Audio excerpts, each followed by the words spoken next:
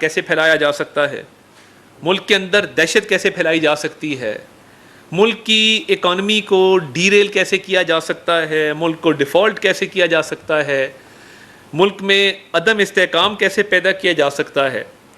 तो ये उनका मिशन है, यही उनका मंशूर है और यही हमेशा उन्होंने इसका अमली मुज़ाहरा भी किया है। और ये आज की बात नहीं है। 2014 में जब यहाँ पे धरने हुए इस्लामाबाद में, तो पीटीवी के ऊपर जो हमला किया गया, जो तोड़फोड़ की गई, और उस वक्त के सदर ने उस वक्त के वज़ीर आज़म को फ़ोन किया, बानी चेयरमैन पीटीआई को, उन्होंने कहा मुबारक हो, कमाल हो गया, पीटीवी हमने तोड़ दिया अंदर से। एक कौमी असासा जिस बिल्डिंग में आज हम बैठे हैं उसको नुकसान पहुँचा के मुबारक दी जा रही है। SSP असमतुल्लाह जनेजो के साथ जो इस्लामाबाद की सड़कों पर हुआ वो आप सब ने देखा, कब्रें खोदी गई, पार्लियामेंट का गेट तोड़ा गया। तो ये तशद्दुद की सियासत इनके खून में रची बसी है, तरीके इंतशार की जो सियासत है इनका यही मैनिफेस्टो है। और इसके साथ साथ जब भी इन्होंने सियासत की, ओए तोए की सियासत की, गालम गलोच की सियासत की, लोगों को तशद्दुद पे उकसाया, बदतमीज़ी पे, बद इखलाकी पे उकसाया, और हमेशा कहा कि अपने मुखालिफिन को जो है वो गलत ज़बान उनके खिलाफ इस्तेमाल की जाए। और ये वो लोग हैं जो हमेशा लाशों की तलाश में रहते हैं। मैं ये क्यों कहता हूं कि ये लाशों की तलाश में रहते हैं कि जब भी कोई मुजाहरा हुआ इन्होंने कोशिश की कि अपने ही लोगों को मरवा के उसका इल्ज़ाम लगवाया जाए हुकूमत के ऊपर, पुलिस के ऊपर, इंतज़ामिया के ऊपर। तो ये हमेशा किसी जलसे में 4 लोग बेहोश हो गए तो खान साहब खुश हुए, कहा वो देखो 4 लाशें, मेरे लोग मर गए हैं। वो थोड़ी देर बाद उठ खड़े हुए क्योंकि वो ऑब्वियसली गर्मी थी, हबस थी, बेहोश हो गए थे। मगर आप खुशी देखें, कभी किसी ने पूरा स्माइल देके खुशी से भी कहा कि वो देखो 4 लाशें, मेरे लोग मर गए।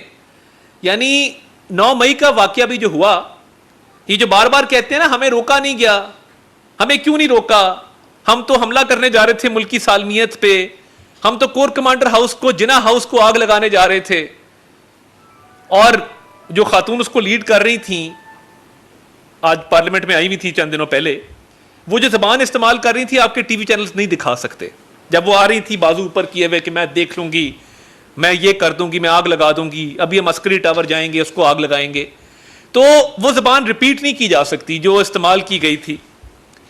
और उसके साथ क्या बयानिया था? बयानिया ये था कि लोगों को लड़वा दो फौज से और यहां पे लाशें गिर जाए 9 मई को 50-60 और पीछे से हम सारा सिस्टम डीरेल हो जाए और मुल्क के अंदर इंतशार फैल जाए। जब ये टारगेट हो आपका तो आपको सियासी जमात कहलवाने का हक नहीं है, आप एक दहशतगर्द जमात हैं। जब आप दहशतगर्दों को ला के बसाएं मुल्क के अंदर और कहें कि जी मैं उनको ला रहा हूं, ये बानी चेयरमैन का बयान मौजूद है, वीडियो मौजूद है जिसमें कह रहे हैं कि जी हमें लोगों को वापस बसा रहे हैं, इसमें इतने हज़ार फाइटर्स हैं जिनको हम वापस ला रहे हैं, इनसे हम पीस अकॉर्ड करने जा रहे हैं। तो आप हमेशा से you were Taliban apologetic, you were Taliban sympathiser, इसीलिए आपको तालिबान खान कहा जाता था। और इसीलिए मैं ये समझता हूं कि ये तशद्दुद की सियासत आपके अंदर रची बसी इसलिए हुई है कि आप TTPTI हैं। ये जो TTPTI है, तहरीके तालिबान पाकिस्तान तहरीक इंसाफ, ये आज भी इस कोशिश में है कि कहीं से हमें लाशें मिल जाएं। 15 जुलाई को इतना अफसोसनाक वाकया बन्नू में होता है, इतना अफसोसनाक वाकया होता है, 8 हमारे लोग शहीद होते हैं और एक बीच में सिपाही सुबहान है जो ग्रेनेड के ऊपर अपने आप को फेंकता है, जामे शहादत नोश करता है और हजारों लोगों को बचाता है। उसका जज्बा देखे ना, उसने ग्रेनेड के ऊपर अपने आप को फेंका। ये न्याज इधर बैठा है, इसके साथ का बेचारा एक FC का जवान था, वो शहीद हुआ और उसके 3 बच्चे हैं, लकी मरवत का वो रहने वाला है। तो ये क्या सियासत है आपकी कि आप शोहदा की कुर्बानियों को भी उसका भी पास नहीं रखते। ये बन्नू का जो 15 जुलाई का वाकया था जिसमें कैंट की दीवार पे हमला हुआ और जिसमें 8 हमारे सिक्योरिटी फोर्सेस के जवानों ने जामे शहादत नोश किया, अपने उनके बच्चे यतीम हो गए, बीवियां बेवा हो गई, वो दुनिया से चले गए हमारे लिए लड़ते लड़ते। तो इन्होंने क्या किया, बन्नू में क्या किया, ये बड़ी इंटरेस्टिंग कहानी। जो लाशों की तलाश है ना, ये खत्म होने का नाम नहीं लेती कि कहीं से लाश मिल जाए और हम कह दें ये देखें जी ये इन्होंने हमारे लोग मार दिए। कोशिश ये थी कि ये इल्ज़ाम पाक फौज पे लगवाया जाए कि जी सिविलियन पे फायर हो गया। और ये खान साहब ने कल बयान दिया, बानी चेयरमैन पीटीआई ने, कि जी डायरेक्ट सिविलियंस पे फायरिंग हुई है। क्या हो रहा है, सोशल मीडिया पे और ममालिक के क्लिप्स लगा के, बच्चों के क्लिप्स लगा के कहा जा रहा है कि जी ये वाकया बन्नू में पेश आया। बन्नू में ट्रेडर्स का एक अमन मार्च था। ट्रेडर्स के अमन मार्च के अंदर चंद सियासी जमातों के लोग शामिल हुए, तरीके इंतशार के लोग भी शामिल हुए, और इन्होंने बन्नू में जहां पे वो दहशतगर्दी का वाकया हुआ था 15 जुलाई को, उस मौके पे जाके फायरिंग कर दी। और जो एक बंदे की डेथ हुई और 22 लोग भगदड़ मचने से जख्मी हुए हैं, वो इस दीवार से 1 किलोमीटर दूर वाकया हुआ। वो भी इनके लोग मुसल्ला जत्थों की शक्ल में अंदर शामिल थे, यानी पीस मार्च ट्रेडर्स कर रहे हैं, बीच में इनके सियासी लोग शामिल होते हैं बंदूकें लेके, और वो वहां पे फायरिंग करते हैं, भगदड़ मचाते हैं, केओस क्रिएट करते हैं। अब जहां दहशतगर्दी का वाकया हुआ और 8 लोग वहां पे शहीद हुए हैं और उन्होंने जामे शहादत नोश किया, वहां पे जाके फायरिंग करने का क्या जवाज़ है, और मुसल्ला होके आने का क्या जवाज़ है? क्या अमन मार्च पे लोग मुसल्ला होके आते हैं? ट्रेडर्स का अपना एक फंक्शन था, एक अपना इवेंट था, उन्होंने अमन मार्च किया अमन के लिए, इस्तेहकाम के लिए। बीच में सियासी कुछ जमातों के लोग शामिल होते हैं, जिसमें सर फहरिस्त तरीके इंतशार के लोग हैं जो मुसल्ला हैं, और 1 किलोमीटर दूर वो अंदर फायरिंग करके एक बंदा जो है उसको मार देते हैं और भगदड़ मचती है, 22 लोग जख्मी होते हैं। ये जो लाशों की तलाश है, ये 2014 से जारी है कि धरने में मुझे लाश मिल जाए, मैं लाशें उठा के कहूँ कि जी इतने लोग मेरे मर गए थे। 9 मई को भी यही कोशिश, अब दोबारा से यही कोशिश, और जेल में बैठ के बजाय इसके कि आप लीगल तैयारी करें, अपने केसेस का जवाब दें, आप अभी भी लाशों की तलाश में कि जी फायरिंग होगी, लोग मेरे जो है वो मारे गए हैं। भाई ये सियासत ना करें। 9 मई वालों का कौन वाली वारिस बना, मुझे बताइए? उनको उकसा के आगे भिजवा के अपनी फैमिली को सेव कर लिया, अपने लीडरान को सेव कर लिया। वो बच्चे जिनको गुमराह किया गया था वो आज भी केसेस भुगत रहे हैं। ये तरीके इंतशार ने एक पाई की भी उनकी माली मावनत नहीं की, कानूनी मावनत नहीं की, केसेस में उनकी पैरवी नहीं की। तो ये इस तरह लोगों को इस्तेमाल करके, क्योंकि उनको मरने के लिए भेजा था कि मर के आना, और ये जो बार बार गिला है कि हमारे लोगों को रोकते नहीं हो। अब ये बन्नू वाली साजिश आपके सामने है, केपी गवर्नमेंट इस पर जो मर्जी कहती रहे। भाई आपके लोग मुलविस हैं, आप कैसे इंक्वायरी करा सकते हैं? मैं मुस्तरद करता हूं इसको। आप तो इंक्वायरी करवा ही नहीं सकते इस चीज की। इंक्वायरी किस चीज की आप करवाएंगे जिसमें आपके अपने लोग मुलविस हैं? खुद ही इंक्वायरी करवाएंगे, वो आते हैं, छोड़ दें अब। और आज एक बैनुल अक़वामी जरीदे के अंदर एक आर्टिकल आया है कि खान साहब को डेथ सेल के अंदर रखा गया है। 7x8 का वो सेल है जहां पे टेररिस्ट को रखते हैं और बड़े बुरे हालात हैं। ज़रा साइड विंडो में अगर वो फुटेज चल सके कि खान साहब किस किस्म के डिक्टेटर थे, और जब माओ बहनों को भी जेल में डालते थे तो क्या सलूक होता था। कि शहबाज शरीफ साहब की कमर ख़राब है, पता है, बख्तरबंद गाड़ी में लाया जाता था, धक्के दिए जाते थे। ये फुटेज अभी आप देख लेंगे कि जो सलूक हो रहा है। मरीम नवाज शरीफ साहिबा 7x8 के सेल के अंदर थी। जाए नमाज बिछाने की प्रॉपर जगह नहीं थी, क्योंकि वॉशरूम भी साथ अंदर ही था उसके, और चहलकदमी की इजाज़त नहीं थी। मियाँ नवाज शरीफ साहब को जब बख्तरबंद गाड़ी में लाया जाता था और जिस सेल में रखा गया था, जहाँ पे उनको उनकी बेगम की वफात की खबर दी गई, आप देख लें, आपको समझ आ जाएगी किस तरह रखा जाता था। राना सनाउल्लाह के सेल के बाहर लकड़ियों से आग जलाई जाती थी गर्मी के मौसम में, और वो सिंगल स्टोरी सेल था, ऊपर कोई सेल नहीं थे, तो वो डायरेक्ट धूप भी पड़ती थी और खिड़की के बाहर से गर्मी और तपिश भी आती थी। राना सनाउल्लाह साहब की भी आप तस्वीर अभी देख लेंगे चलते हुए, आपको नज़र आ जाएगा कि खान साहब ने किसको किस किस तरीके से जेलों के अंदर रखा। और ये मैं नहीं कह रहा, ये बानी चेयरमैन पीटीआई के अल्फाज है ना, कि मैं एसी उतार दूंगा, मैं आपका टीवी बंद कर दूंगा, मैं आपका खाना बंद कर दूंगा, मैं दवाइयाँ नहीं जाने दूंगा, मैं मुलाकातें नहीं होने दूंगा। आप ये क्लिप्स देख लें कि जहाँ पे मियाँ साहब को बख्तरबंद गाड़ी में लाया जा रहा है और जिस तरीके से लाया जा रहा है घिराव करके, और ये वो क्लिप्स हैं जिसके अंदर आप देख सकेंगे कि राना सनाउल्लाह को किस तरह बंद किया गया, आहा चीमा को कैसे बंद किया गया। ये होता है 6x8 का सेल जो आप देख रहे हैं, ये सेल होता है, इसको सेल कहते हैं। आपका जो पूरा एक प्रेसिडेंशियल स्वीट है अडियाला जेल के अंदर, उस प्रेसिडेंशियल स्वीट में क्या क्या एमिनिटीज़ हैं। आप किसी बड़े होटल में जाएं 5 स्टार में, तो उनके कमरों के लेवल्स होते हैं। तो सबसे जो आलीशान कमरा होता है, उसको प्रेसिडेंशियल स्वीट कहते हैं। अब ये प्रेसिडेंशियल स्वीट में क्या क्या है? जो शख्स लोगों को उनकी मुलाकातें नहीं होने देता था, खाना और दवाई नहीं जाने देता था, डेथ सेल के अंदर बंद करता था, बख्तरबंद गाड़ियों में लेके आता था, वो आज झूठे इंटरव्यूज दे रहा है अपने वकीलों के थ्रू खत लिख के कि जी मेरे साथ बड़ी ज्यादती हो रही है। और देखें, वेस्ट में उनका एक तासुर है और वो समझते हैं कि शायद कोई यहाँ पे बहुत बड़ी वायलेशन हो रही है। मैं I would like to address Miss Christina Lamb, who I respect greatly. She's lived in Pakistan. She's been watching and observing the politics of Pakistan. But madam, you're sadly mistaken.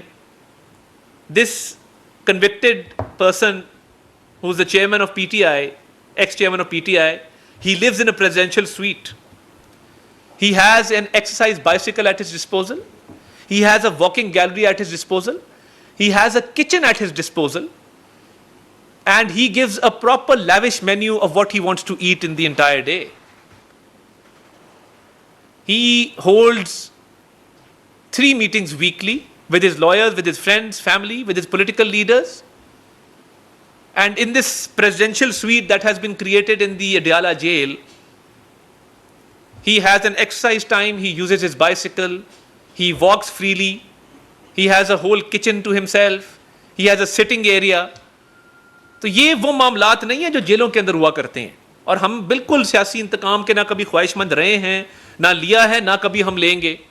मगर ये बाहर की दुनिया को बेवकूफ़ बनाने की कोशिश करना और ये कहना कि मुझे डेथ सेल में रखा हुआ है, टेररिस्ट वाले सेल में रखा है। Mister Khan himself incarcerated people and put them in death cells, including women. And he was responsible, and he used to openly state that I will not let any medicine get through to them in the prison. I will not let them have home food. I will not let them meet people. And he used to state it very openly. And now he is having a lavish lifestyle inside the jail. तो ये वो मामलात हैं कि जहाँ पे दूसरों को आप सियासी इंतकाम का निशाना बनाते थे, उनको बंद करते थे, उनकी छोटी छोटी सहूलियात उनकी आप बंद करके खुद निगरानी करते थे। मैं हल्फन कहता हूँ कि कभी जेल में कोई अजियत पहुंचाने के लिए कभी कोई हिदायत हुकूमत ने नहीं जारी की, कोई रियासत की तरफ से भी पैगाम नहीं दिया गया। साइकिल मांगते हैं साइकिल मिलती है, देसी मुर्गी मांगते हैं देसी मुर्गी मिलती है, लाखों रुपए का खाना आप खा जाते हैं 1 महीने के अंदर, और आपका लेविश लाइफस्टाइल है। एक्साइज बाइसिकल किसको मिलती जेल के अंदर? तो ये तमाम मामलात हैं जो आप कर रहे हैं, और आप दुनिया को, वेस्ट को ये कह रहे हैं कि मुझे बड़ी मुश्किलात है, डेथ सेल के अंदर हूँ। ये ऐसा डेथ सेल तो मतलब ये बहुत सारे मिडिल क्लास घरानों से बेहतर आपका प्रेसिडेंशियल स्वीट है इसके अंदर, अडियाला जेल के अंदर। मगर आज भी वो कोशिश है कि लाशें मिल जाएं, बन्नू के वाक़े से मैं कोई फ़ायदा उठा लूँ। भाई बन्नू का वाक़या आपके लोगों ने खुद किया, मुसल्ला जत्थे आपने भेजे, मुसल्ला जत्थों ने वहाँ पे फायरिंग की, दहशत गर्दी का जहाँ वाक़या हुआ वहाँ पे लोगों को लड़ाने की कोशिश की, दंगा फसाद करवाने की कोशिश की। अल्लाह का शुक्र है हम बड़े नुकसान से बच गए। और रोज़ बयानात क्या आते हैं कि जी फायरिंग हो गई। भाई फायरिंग आपके लोगों ने की, पूछो उनको क्यों की है। बयानात क्या आते हैं कि जेल में मुझे डेथ सेल में रखा गया, ये अच्छा डेथ सेल है। और ये इनके उकसाए हुए लोग हैं। देखिए एक वाक़या हुआ है फ्रैंकफर्ट जर्मनी में, जहाँ पे पाकिस्तानी काउंसलेट के ऊपर हमला किया गया। हमारा दोस्त मुल्क है जर्मनी, दफ्तर ख़ारजा ने अपना एहतजाज रिकॉर्ड करवाया है उनको, और सख्त एहतजाज रिकॉर्ड करवाते हुए ये कहा है और मुतालबा रखा है कि पाकिस्तानी मिशन की सिक्योरिटी को यकीनी बनाया जाए, सिक्योरिटी के लैब्स के लिए जो लोग ज़िम्मेदार हैं उनके खिलाफ एक्शन लिया जाए, और जो लोग इस वाक़े में मुलव्विस हैं उनको गिरफ्तार किया जाए। मैं चेयरमैन नादरा को हमने रिक्वेस्ट की है कि वो इस वाक़े का नोटिस लेते हुए इस वीडियो को एसरटेन करें कि इसमें कोई पाकिस्तानी शहरी थे या नहीं थे, या ये सिर्फ एक मुल्क के बाशिंदे थे जिन्होंने पाकिस्तानी परचम की बेहुरमती करने की कोशिश की, जो कि नाकाबिल कबूल है। इट इज़ अनएक्सेप्टेबल, किसी सूरत भी ये काबिल कबूल नहीं है। इस परचम में लिपट के हमारे शहीद आते हैं, इस परचम की सरबुलंदी की खातिर कौम कुर्बानियाँ देती है। सिक्योरिटी इदारे शहादतें जो हैं वो रोज़ उनके अफसर जवान शहीद हो रहे हैं, और पाकिस्तान एक मुल्क है जिसमें ऑफिसर टू जवान रेशियो अगर आप देखें, हमारे अफसर सबसे ज़्यादा शहीद होते हैं। दुनिया में जवान ज़्यादा जो हैं वो शहीद होते हैं, इधर अफसर ज़्यादा शहीद होते हैं। अगर आप रेशियो देखें, कंपेयर करें, तनकीद करने वालों को मैं ये कहना चाहता हूँ, हमारे अफसर, हमारे जवान, हमारे सिपाही इस परचम में लिपट के आते हैं। उनकी माएँ बहनें उस परचम को चूमती जब घर परचम वर्दी के साथ आता है, जब किसी को कॉफिन में लाया जाता है। तो ये परचम, इसकी सरबलंदी के लिए तो जान भी हाजिर है। अब जिसने भी ये किया है, क्योंकि एक माइंडसेट है, वो माइंडसेट क्या है? जब मैं कहता हूँ कि एक सियासी जमात है ही नहीं, ये इंतशार फैलाने वाले लोग हैं, दहशतगर्दी करने वाले लोग हैं, ये वो लोग हैं जिन्होंने हमेशा इंतशार की सियासत की है कि IMF का मामला ख़राब करो, मुल्क डिफ़ॉल्ट कर जाए, 9 मई के हमले कर दो, साइफर का बयानिया घड़ो झूठा, असेंबली तोड़ दो, तशद्दुद की सियासत करो। ये तमाम मामला इन्होंने किए, कौम के सामने हैं। तो ये इस वाक़े में भी अगर कोई पाकिस्तानी शहरी मुलव्वस निकला कि जो अक्सर ये उकसाते हैं लोगों को, बानी चेयरमैन PTI, और कहते हैं कि तशद्दुद की सियासत करो, हमला कर दो, मार दो, आग लगा दो, जलाओ घेराव करो, तो it is for sure, make no mistake, इसमें कोई इबाम ना रहे कि ID कार्ड ब्लॉक होगा, पासपोर्ट भी कैंसिल होगा और सख्त तरीन कार्रवाई जो अमल में लाई जाएगी। ये बिल्कुल काबिल कबूल नहीं है। उस मुल्क के साथ हमने एहतजाज किया, वो अपनी कार्रवाई करेंगे जो कर रहे हैं, और वो दोस्त मुल्क है जो जिसमें ये वाक़या पेश आया, उनका एहतराम अपनी जगह पे है और उन्होंने यकीन दिलाया कि वो इस पर कार्रवाई करेंगे। मगर अगर इसके अंदर सियासी एलिमेंट्स मौजूद हुए, और जो खान साहब अक्सर उकसाते हैं लोगों को वायलेंस के ऊपर, तो फिर खान साहब नहीं उनको बचा सकेंगे, ये बिल्कुल क्लियर बात है। और मैं ये समझता हूँ कि इस मुल्क की सालमियत के लिए, इस मुल्क की बका के लिए, इस मुल्क की तरक्की के लिए हम जो काम कर रहे हैं, हम इकनॉमिक स्टेबिलिटी लेके आ रहे हैं, FBR की रिफॉर्म्स कर रहे हैं। वज़ीर आज़म ने आज भी एक अस्पताल का संग बुनियाद रखा, स्टेट ऑफ द आर्ट। हम अपने रेवेन्यूज़ को बढ़ाने जा रहे हैं, होम ग्रोन अपना इकनॉमिक एजेंडा लेके आ रहे हैं। दूसरी तरफ मुल्क को डीरेल करने की कोशिशें बिल्कुल कामयाब नहीं होंगे। ये जो मर्जी रिलीफ लेके आ जाएं, बिन मांगे वाला रिलीफ भी ले आएँ जिसका कोई जवाब नहीं है, तब भी मैं समझता हूँ कि ये अपने आप को बेगुनाह कभी साबित नहीं कर सकते जो इनकी जराइम की फहरिस्त है। तो ये जो मुल्क की सालमियत को नुकसान पहुँचाने की अभी तक कोशिश हो रही है, ये हमें सब पता है, और हम इंशाअल्लाह ताला मुल्क का तहफ़्फ़ुज़ करेंगे, मुल्क का तहफ़्फ़ुज़ करना जानते हैं, और आपकी ये साजिशें कामयाब नहीं होंगी।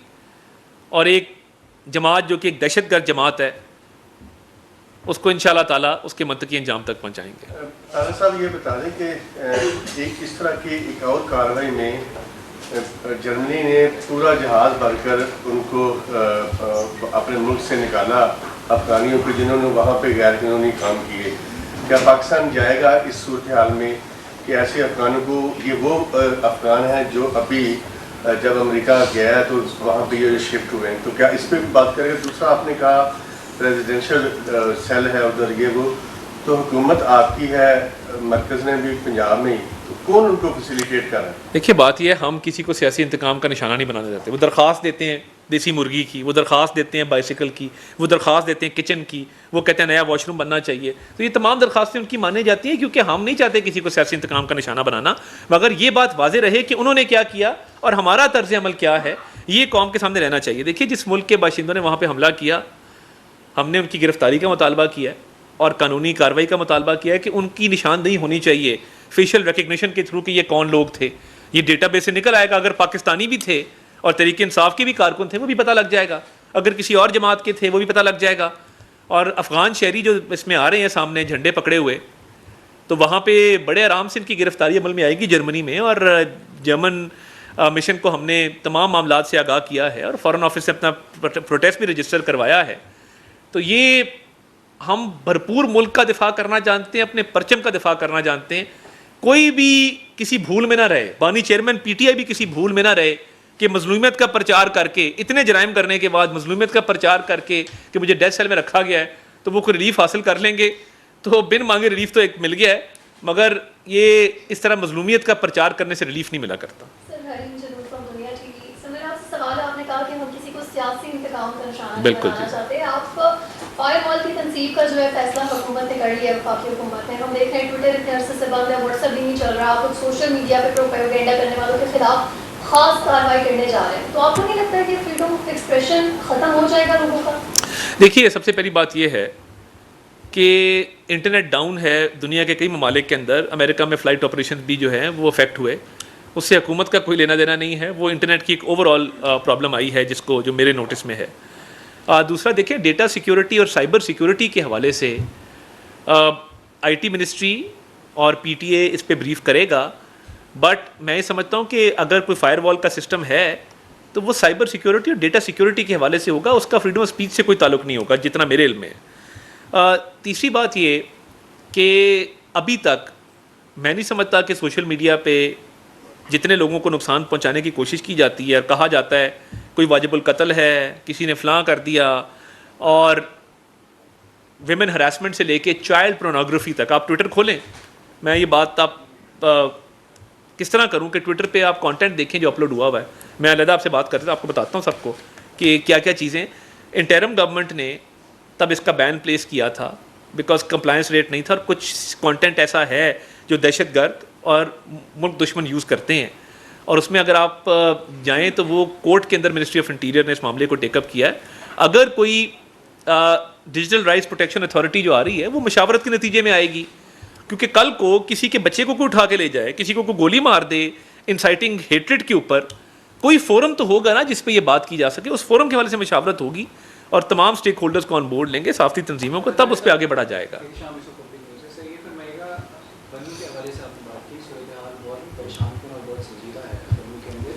ये फरमाइएगा कि क्या कोई इन्वेस्टिगेशन की गई है जिसके बाद आपको पता चला कि उसमें जी इनिशियल रिपोर्ट्स ली गई हैं, मौके से ली गई हैं, और मैं ये समझता हूँ कि जो इनिशियल रिपोर्ट्स हमें रिसीव हुई हैं, हमारे वफाकी हुकूमत के कई इदारे हैं जो जिनके वहाँ पे नेटवर्क भी मौजूद होते हैं, और उसमें ये बात सामने आई है, जो तफसीलात मैंने आपके सामने रखी हैं, वो तमाम हकायक जो हैं वो बाकायदा रिपोर्ट हुए हैं, तो मैंने अवाम के सामने वो हकायक रखे हैं। जी अच्छा सर, जी जावेद सर, 15 जुलाई को जो वाक़या अभी आपने पब्लिकली बताया, मरना तो मीडिया पर तो ऐसी कोई खबर ही नहीं है कि वहाँ हो क्या रहा है, आम आवाम को पता ही नहीं है।